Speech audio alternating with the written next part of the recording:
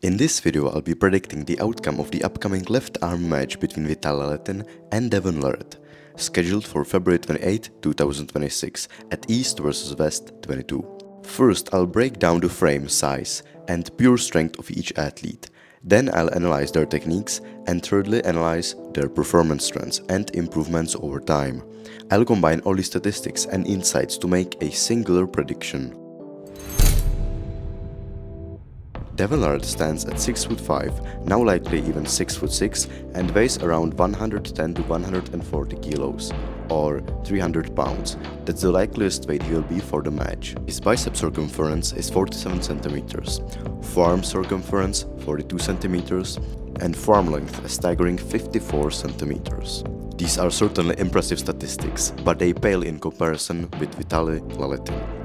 Vitaly Laletin stands at 6'8" and weighs around 150 kilos. His bicep circumference is 48 centimeters, forearm circumference around 48 centimeters as well, and he has the longest forearms in the professional arm wrestling game at 57.5 centimeters. Also, here is a comparison between their hand sizes, with Devon's being around 8.5 inches and Vitaly's being 10 inches. When it comes to pure size and frame, Vitaly Laletin has definitely got Devon Larratt beat. But now it's time to move on to technique utilization. Devon Larratt is an incredibly flexible arm wrestler, but unless he is forced to change up his technique or playing with his opponent, his opening move is traditionally an open arm top roll. Devon doesn't have trouble going to the B side at the start of the match as long as he manages to gain hand control, meaning he gets to grab the opponent's wrist. He doesn't worry too much about his opponent keeping his pronator, as that usually falls after some time of pulling without the wrist. The strengths of Devon Larratt's style are, as I've told you before, his open arm top roll, which proves to be even more effective thanks to Devon developing a king's move lock. When Devon rotates with his shoulder, it greatly increases the force of his pronator, and that usually results in him completely stopping his opponents in their path. Furthermore, this is enhanced thanks to his unusually long forearm, which forces their opponent's wrist on the defensive right off the go. All of this coupled with his ability to transition inside as well, not being too bad there, his incredible table IQ, trickery, trash talk, and world-class endurance make it hard to beat. But still, there are some holes to his game. The main weakness of Devon, which is more noticeable on the left arm, is his arm power. Devon's arm tends to open a lot. That can be observed, for example, in his match against Alex Kordecha. We've seen it against Corey West, and he couldn't do anything against Kamil Jablonski. That brings me to the fact that the main way to counter Devon is with an efficient and quick flop press. A quick flop execution disregards the hand game and puts it automatically on bicep versus shoulder, tricep, and frame. Devon has been developing a counter against the flop press, and that is a hook. He did that against Gennari, but it may be near impossible against someone like Vitaly Laletin. Another weakness of Devon is a top roller who has a longer lever than him. Devon is so accustomed to utilizing his leverage that facing someone whose arm is even longer than his may cause him trouble. It puts more torque on his wrist and slightly diminishes the power of his pronator.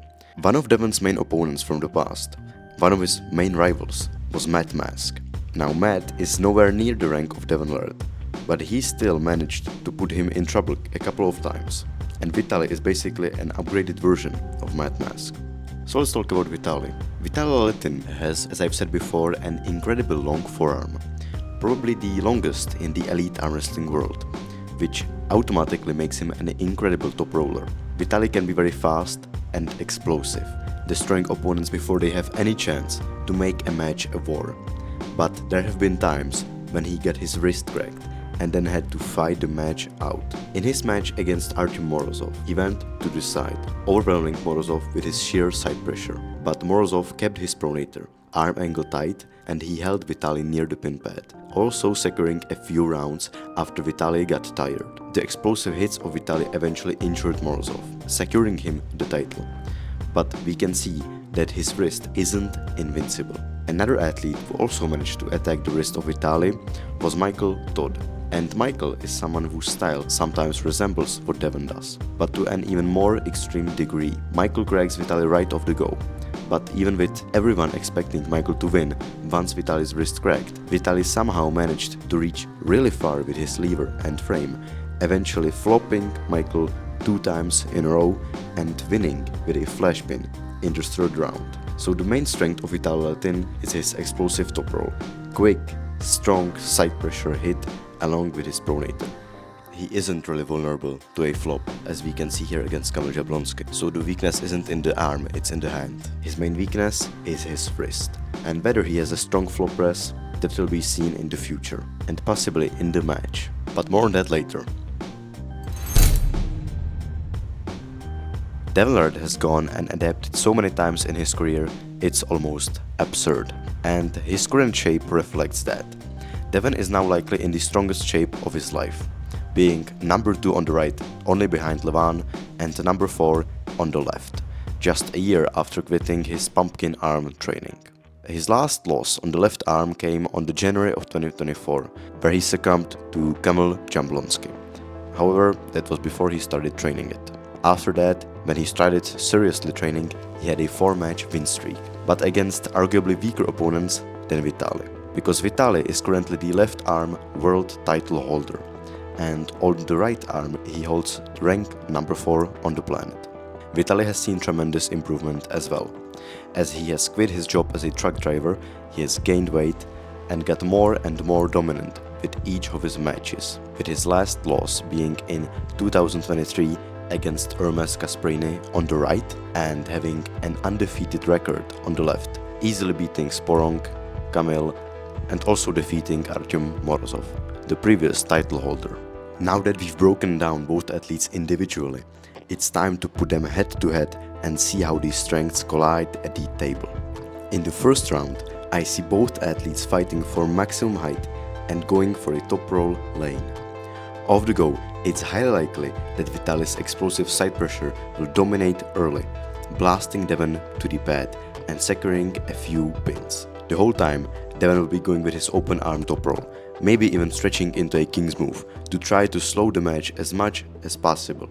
And as the rounds progress, Devon will start to catch Vitaly higher above the pin pad, preserving his arm angle better and increasingly compromising Vitaly's wrist, forcing longer red line exchanges. Once Devon finally achieves a high enough stop to fully deny Vitaly's top roll, the momentum will shift. Devon may secure his first win, and Vitaly will realize that the top roll won't be possible. In the next rounds, if Vitaly's wrist cracks immediately, he will potentially abandon the top roll completely and go for a flop press right off the go, completely bypass Devon's king's move. It's what Vitaly managed to do against Michael Todd, but Michael doesn't have any inside game. If that happens, if that scenario occurs, Devon will possibly try to set a hook. It's the same thing he did against Gennady on the right. And if that occurs, the whole match will turn into a gamble between Devon's arm power and hook setting ability versus Vitaly's flop. Even inside, I feel like it will be a very difficult battle for Devon. So final result, there are 2 possibilities. Either it's 4-0 Vitaly, where Devon doesn't manage to find a way in any round because Vitaly simply is too fast, too explosive.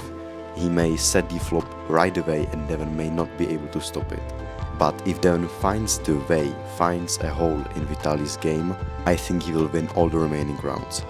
So it's either 4-0 Vitaly, completely shutting Devon out, or 4-3 for Devon, where Devon finds his lane. It'll be a war between leverage, reach versus hand control, arm versus hand, frame and size versus a lot of technicality and experience.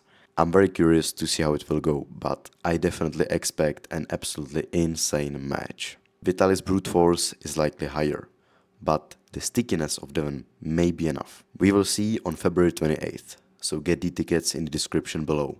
I will personally be there, going in person. Maybe I'll meet you there. And that's everything from me for today. Thanks a lot for watching.